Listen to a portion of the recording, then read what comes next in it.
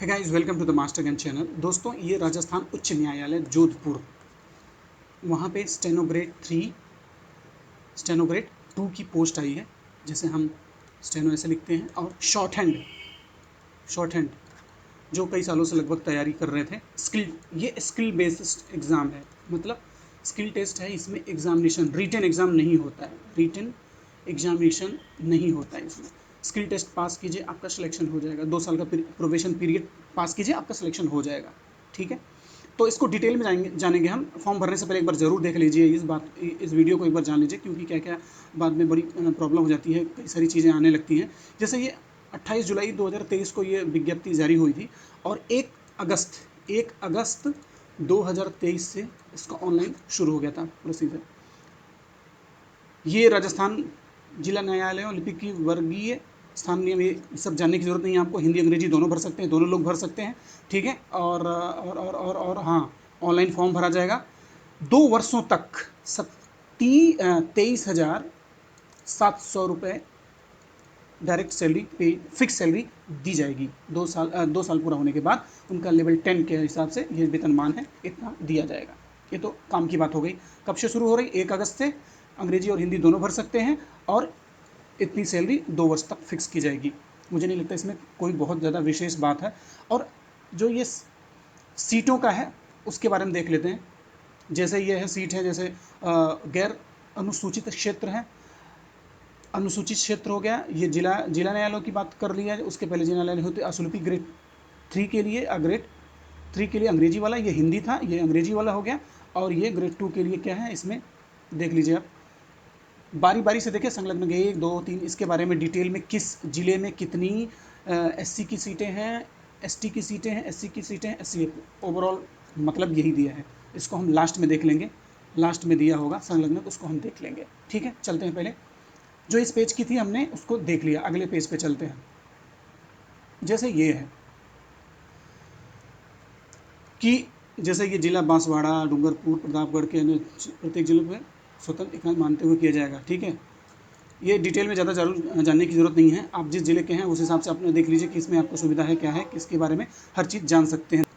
अगर मैं मोटा मोटा कहूँ कि अगर ST SC बहुल अगर क्षेत्र है, तो वहाँ के लोगों को एक विशेष संख्या में छूट दी जाएगी। वहाँ सीटें फिक्स की जाएंगी। अगर वहाँ से फिक्स नहीं होती हैं तो दूसरे डिस्ट्रिक्ट से सीटें ली जाएंगी। पूरा मोटा मोटा ये मैं समझ लीजिए, जो भी है, जितना भी है, परसेंटेज वगैरह मत जानिए। ठीक है, ज़्यादा जानने की ज़रूरत नहीं है। जब आप सिलेक्शन के टाइम पे हो जाएंगे, प्रेफरेंस भरेंगे, तब आपको दे दिया जाएगा, ऐसा कोई दिक्कत नहीं है। अभी फ़िलहाल ये जानिए, इतना फॉर्म भरने के बारे में जान लीजिए। ये सब किसको आरक्षण मिलेगा, क्या है, सारा चीज़ है। जो जिस कैटेगरी के अंदर आता है अपना, वो ज़रूर दे दें। जो मेरा मेन इंपॉर्टेंट है, मेन बात है, उसे मैं बताना चाहता हूँ वहाँ पे, जो जिसके लिए मैंने ये वीडियो बनाना शुरू किया है। ठीक है, SC ST के बारे में वही जो जनरली हर स्टेट करता है, उसी तरह से ये भी है। इसमें भी कब से कब जारी है, क्या देख लीजिए। OBC के लिए ये है, एक बार क्रिमिलियन में नहीं होने के पश्चात प्रमाण पत्र जारी हो चुका है। ये पढ़ लीजिएगा इसको बारी से, ऐसा कुछ खास नहीं है इसमें। जैसा OBC की बात है, इसके पहले SC ST की बात थी। ठीक है, ये डिजेबल श्रेणी के लिए है, डिजेबल्ड वालों का। और EWS के बारे में भी है, जिसके बारे में ज़्यादा से ज़्यादा क्वेरीज आ रही है, जिसके ज़्यादा प्रॉब्लम्स आ रही हैं, उसको देखते हैं। जैसे ये है प्रथम वरीयता जिला न्यायालय, द्वितीय वरीयता जिला विधिक सेवा प्राधिकरण, तालुका विधिक सेवा समितियों, स्थायी लोक अदालत सहित किन्हीं 5 जिलों जिला न्यायालय न्याय क्षेत्रों का प्राथमिकता अनुसार प्रेफरेंस की बात हो रही है। प्रेफरेंस 5 जिले का देना होगा, किसमें किसमें क्या है, ये देख लीजिए, जो भी हम पूरा कर सकते हैं।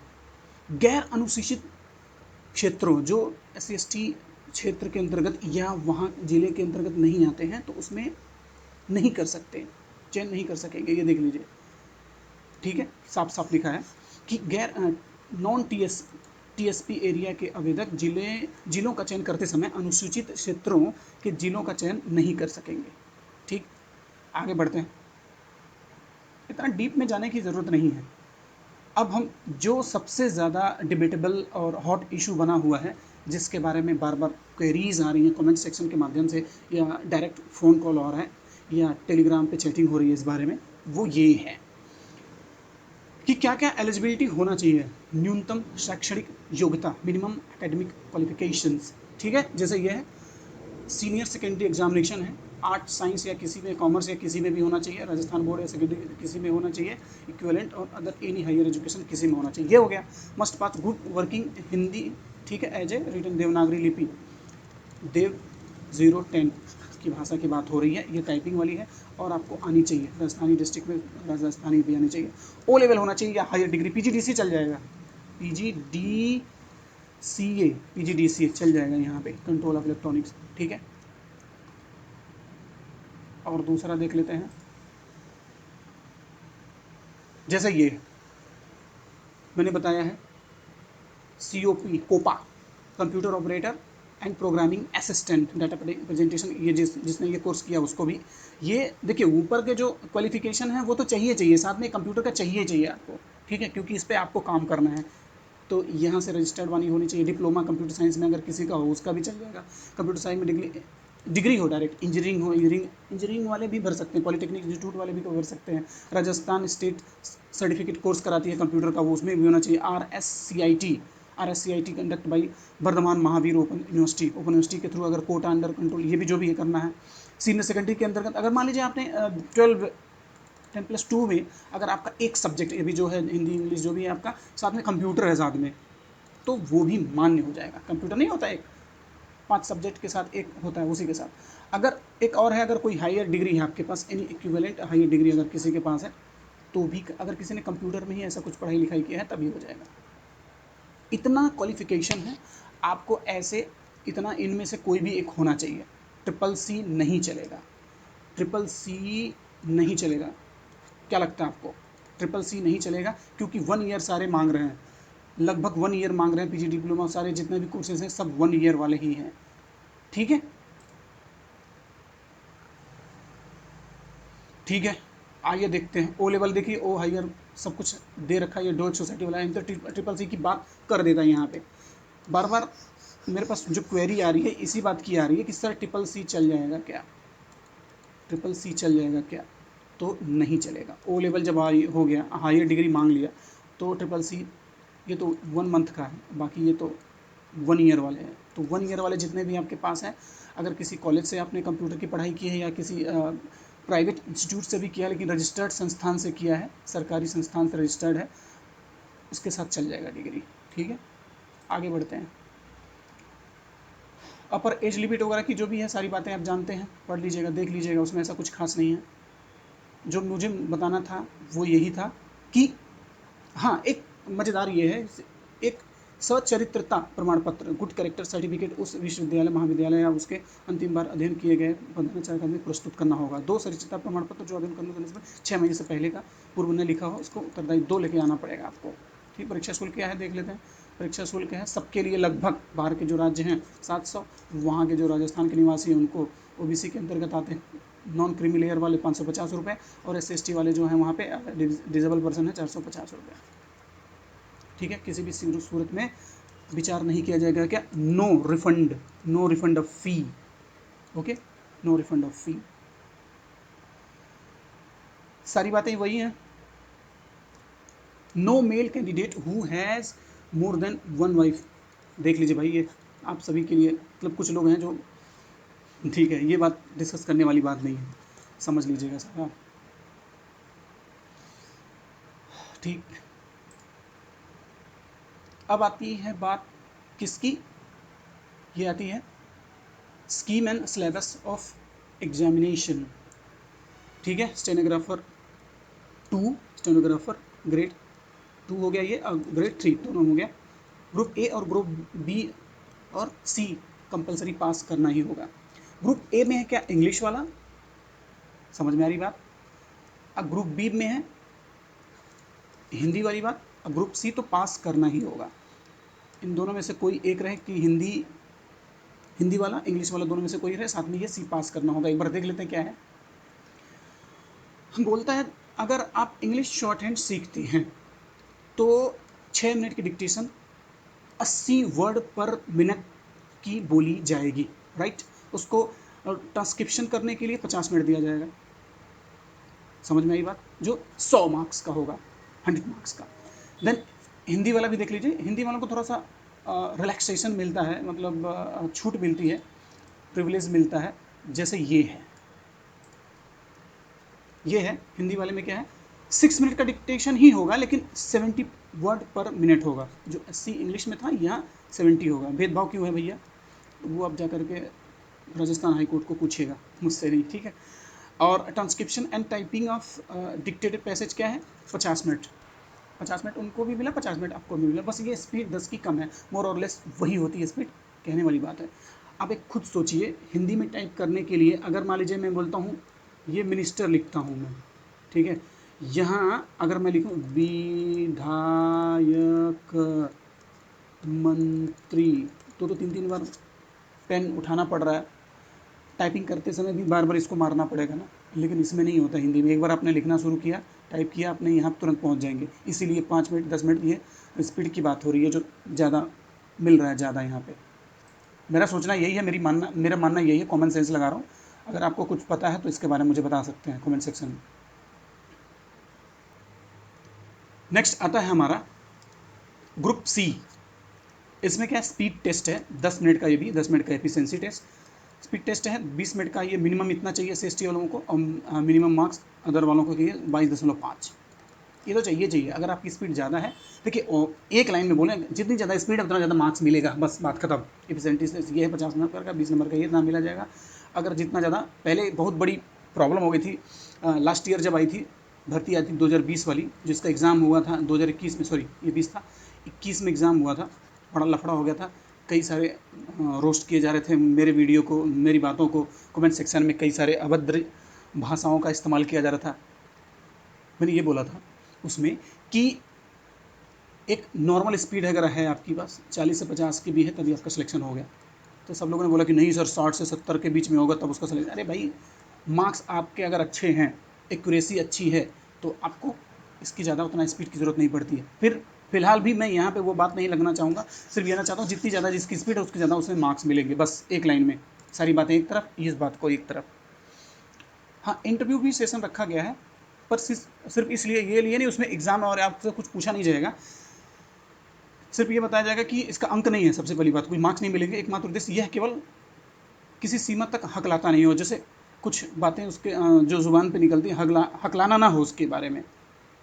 पढ़ने लिखने में सक्षम हो तुरंत ही, अगर वो जिसके पास, जिस भी अधिकारी या ब्यूरोक्रेट या डिस्ट्रिक्ट मजिस्ट्रेट या जिसके पास भी, जिस जज के पास बैठा हुआ है या जिस ऑफिस में काम कर रहा है, अगर उसको कोई चीज़ दे दी गई, लिख लिया, उसके बाद उसको फिर डिक्टेट करने की ज़रूरत पड़ी तो डिक्टेट भी कर दिया, दैट्स इट, ठीक है, और कोई बात नहीं है। अब आगे चलते हैं। ये टाइपिंग है, टाइपिंग के बारे में देख लीजिए। ट्रायल पैसेज, अब दो सब एक बार ट्रायल पैसेज मिला जाएगा आपको, उसको टाइपिंग करने के लिए देख लीजिए शॉर्ट हैंड पैसेज का। ये शॉर्ट हैंड बोला जाएगा, उसको 2 से 250 उसको, लेकिन ट्रांसक्रिप्शन नहीं करना है इसको। कोई भी एग्ज़ाम शुरू होने से पहले, चाहे SSC हो गया, चाहे कोई भी होगा, CRPF हो गया, CISF हो गया, या कोई भी हो, जब कोई भी स्टेनो अगर डिक्टेशन प्ले किया जाता है उससे पहले एक ट्रायल पैसेज सुनाया जाता है, ताकि आपको वो आवाज़ अच्छे से सुनाई दे रही है या नहीं, ये चीज़ आपको कंफर्म हो जाए। जो रूम है, हर स्टूडेंट को बारी बारी से हर चीज़ सुनाई दे रही है, शांति से, कोई डिस्टर्बेंस तो नहीं हो रही है, इसलिए ये सुनाया जाता है टेस्ट के लिए ट्रायल पैसेज। बाकी आपका जो चलेगा वो तो चलेगा ही चलेगा। सॉरी, ये ट्रायल पैसेज के बाद आपको 2-3 मिनट टाइम मिल जाएगा, थोड़ा सोच लो शांति से, ठीक है। उसके बाद वो आपको फिर दोबारा जो वर्ड का आपका जो डिक्टेशन है, जिसके लिए आप आए हैं वहाँ पे, वो बोला जाएगा। और उसको करने के बाद अगर डिक्टेशन आपने ऐसा लिख दिया, अध्यक्ष महोदय ये अध्यक्ष महोदय मैं ऐसा करके, मिनिस्टर ऐसा करके लिख दिया आपने, डिक्टेशन ऐसा लिखा जाता है जनरली, इन शॉर्ट अगर मैं बोलूँ, तो इसको 5 मिनट के लिए आपको टाइम मिलेगा। 5 मिनट की ले लो भैया, एक बार समझ लो कहाँ कहाँ छूटा था आपके दिमाग में, जाके बना लो। फिर वो 50 मिनट टाइम शुरू होगा, काउंटडाउन जो 50 मिनट या मिल रहा है आपको, फिर वो 50 मिनट मिलेगा। ये 5 मिनट तो मिलेगा ही मिलेगा, वो पढ़ने के लिए मिलेगा जो आप डिक्टेशन लिख रहे हैं। उसके बाद 50 मिनट अलग से मिलेगा आपको ट्रांसक्रिप्शन करने के लिए, टाइपिंग करने के लिए। अब आइए चलते हैं इफ़िशेंसी के बारे में बात कर लेते हैं। Same as language of shorthand, जो भी है सारी बातें, ऐसा कुछ तो खास नहीं है इसमें कि डिप्रेशन की बात कर लेते हैं। अब जब टाइपिंग सीखे जाएंगे तो सब कुछ ये पता चल जाएगा, आपको परेशान होने की ज़रूरत नहीं है। बस ये जान लीजिए कि हिंदी में आपको कुर्ती देव 010, ये जो फॉन्ट है इसको इस्तेमाल करना है हिंदी के लिए, और कैलिबरी वहाँ मिलेगा आपको, ये दोनों में से है। आप अपना स्पीड टाइपिंग करते रहिए, ये तो वैसे इसे दे रखा है इसना, इससे ज़्यादा ही लिखना है आपको, जो भी है पैराग्राफ, टेस्ट पेपर जो भी है टेबल फॉर्म में रहेगा, आप जानते हैं कैसे चेंज करना है कैसे नहीं करना है। आने वाले टाइम पे वो फॉर्मेट दिख जाएगा, आपको दे दिया जाएगा, या मैं अपने चैनल के माध्यम से ये सब जरूर दिखा दूंगा। अब एक बार देख लेते हैं मेथड ऑफ एवेल्युएशन, क्या करना है, मूल्यांकन की विधि। मिस्टेक्स कब माना जाएगा, फुल या पार्शियल मिस्टेक कब माना जाएगा? अगर आप कोई ओमिशन ऑफ वर्ड्स और फिगर छोड़ देते हैं, अगर लिखा है कि अध्यक्ष महोदय मैं, अगर छोड़ दिया, बीच में छोड़ दिया, ये पूरा वर्ड हो गया, चाहे के छोड़ दिया, चाहे महोदय छोड़ दिया, तो ये पूरा वर्ड हो गया, इसमें एक फुल मार्क्स की गलती मानी जाएगी। सबमिशन ऑफ रॉन्ग अगर कर दिए आपने, गलत कर दिया कुछ, तो उसमें कुछ अलग ही लिख दिया, तब मिस स्पेलिंग लिख देते हैं, तब 2 partial mistake will be equal 1 full marks. 2 गलतियाँ छोटे छोटे करते हैं आप, तो 1 मिस्टेक के बराबर हो जाएगा। इतना ज़रूरत नहीं है आपको जानने की, आपको सिर्फ तैयारी करना है, स्पीड बनाना है, और वहाँ पे जाकर देखना है। ये उन लोगों के लिए है, आप ये बस थोड़ा सा अगर इंटरेस्ट रखते हैं तो इसके बारे में जान लीजिए। पार्शियल मिस्टेक क्या होती है? Error of omission of pronunciation. अगर आप जैसे रमेश लिखा है, सपोज दैट ये रमेश हो गया, ठीक है, तो आप ऐसे लिख देते हैं रमेश, सिर्फ इतना, यहाँ एस एच होता है ना, अगर इसको एच भुला देते हैं तो ये गलत हो जाएगा। ये सब चीज़ों के बारे में देख रखा है। 50% मिस्टेक अलाउड है, मे बी अलाउड हो। अब देख लीजिए इसके बारे में क्या क्या है, इतना ज़्यादा भी जानने की इसकी ज़रूरत नहीं है, मुझे तो नहीं लगता है। 5% मिस्टेक हर जगह है, लगभग मोर और लेस रहती है। अगर किसी की कैटेगरी लगती है तो कैटेगरी से 5 से 7 होता है। कभी कभी क्या होता है, कैंडिडेट जब नहीं मिलते 7% तक, 10% तक मिस्टेक अलाउड हो जाता है। यूपीपीएससी में एक बार क्या हुआ था, एपीएस की भर्ती आई थी, एक बार की बात बता रहा हूँ मैं, एक बार, सालों पहले की बात है। जैसे मेरा 2013 की बात कर रहा हूँ मैं, 2011 की बात कर रहा हूँ, जब कैंडिडेट नहीं मिले थे तो 10% तक जो परमिशन हो गया था, अलाउड कर दिया गया था मिस्टेक्स को। ठीक है, तामझाम में मत फंसिए। सिर्फ एक बात जान लीजिए कि आप जो भी डिक्टेशन लिख रहे हैं उसका यही है कि 5% मिस्टेक अलाउड रहेगा, दैट्स इट, और कुछ नहीं। अब कैसे शॉर्ट हैंड का कैसे टेस्ट मार्क्स कैसे किए जाएंगे, स्पीड कैसे काउंट होगा? एक्चुअल करेक्ट वर्ड अगर टाइप किया इतना आपने, परमिशन कहता है 5% का मिस्टेक, और एक्चुअल उसके बाद duration of the dictation 6 minute, भाग दे दिया जाएगा, स्पीड निकल जाएगी। मार्क्स कैसे मिलेंगे? एक्चुअल करेक्ट वर्ड कितना टाइप किया है, मार्क्स मैक्सिमम मार्क्स कितना आपने पाया है, उसके बाद टोटल डिक्टेशन वर्ड कितना है, आपको मार्क्स मिल जाएगा। ये सब दिमाग मत लगिए, इसमें ज़्यादा दिमाग लगाने की ज़रूरत नहीं है आपको। अब आगे चलते हैं। फॉर्म भरने का जो टाइम है 1 अगस्त 2023 मंगलवार से दोपहर 1 बजे से शुरू हो रहा है, और बुधवार 30 अगस्त 2023 5 बजे तक, शाम के 5 बजे तक है। उसके पहले आपको फॉर्म भर लेना। वैसे मुझे लगता है कि ये जो फॉर्म ऐसा है, इसमें जो सिर्फ नौसिखिया जो लोग हैं ये फॉर्म नहीं भरते जनरली, क्योंकि आप खुद सोचिए, डायरेक्ट स्किल टेस्ट से है। अगर जब फॉर्म निकला है तब आप स्किल टेस्ट सीखना शुरू करते हैं, टाइपिंग शुरू करते हैं या शॉर्ट हैंड सीखते हैं, ठीक है। अगर टाइम है 4 से 5 महीने, 4 से 5 महीने हैं, अगर 24 घंटा में से अगर आप 7 से 8 घंटा टाइम देते हैं तो हो सकता है कि ये आप इसको अचीव कर जाएं डेडिकेटेड होकर के। जद्दोजहद मचा, सर पे कफन बांध लिया आपने, उसके बाद सिर्फ टाइपिंग और ये शॉर्ट हैंड सीखे जा रहे हैं, तो हो सकता है, बहुत बड़ी बात नहीं है, लोग करते भी हैं ऐसा, बहुत सारे हैं, बहुत सारे एग्जाम्पल्स हैं ऐसे। लेकिन अगर करने के बाद इंतज़ार कर रहे हैं कि टाइपिंग हम सीखना शुरू करेंगे, कल जाएंगे परसों जाएंगे, तो मुझे लगता है उनको फॉर्म नहीं भरना चाहिए, ये फॉर्म नहीं भरना चाहिए, ठीक है। ये देख लीजिए 1 अगस्त मंगलवार को 1 बजे से लेके और रात के 12 बजे तक दे दिया भाई। 31 अगस्त 2023 गुरुवार को 12 बजे तक आप फॉर्म का फ़ी सबमिट कर सकते हैं। एक बार अगर अंतिम रूप से ऑनलाइन आवेदन में प्रविष्टि कर दी गई तो उसमें किसी भी प्रकार का परिवर्तन नहीं किया जा सकता, ना ही इस संबंध में कोई प्रार्थना पत्र विचारा हो। कोई पता चला कि मैं नोटरी बयाना लिख करके लेके चला जाता हूँ कि मेरा ये गलत हो गया, एक बार थोड़ा सा अच्छे से ध्यान से फॉर्म भर लीजिएगा। इसीलिए मैंने इसको वीडियो बनाने का मेरा यही मकसद था कि एक बार फॉर्म जब भरें अच्छे से ये विज्ञापन पढ़ लीजिए या ये वीडियो देख लीजिए इसके बारे में, तभी आप फॉर्म भरें।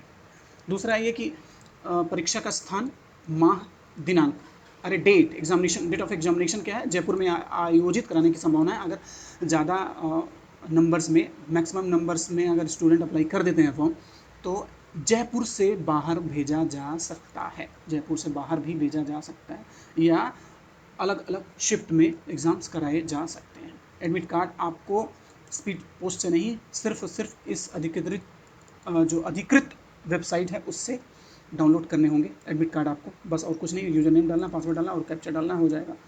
और हाँ, एक चीज़ ध्यान दीजिएगा, फॉर्म भरने से पहले अगर किसी आप राजस्थान या ग्राम पंचायत परिषदों में कहीं तो ऐसा जॉब करते हैं तो आप NOC ज़रूर लगाइएगा अपने कार्यालय में, ठीक है।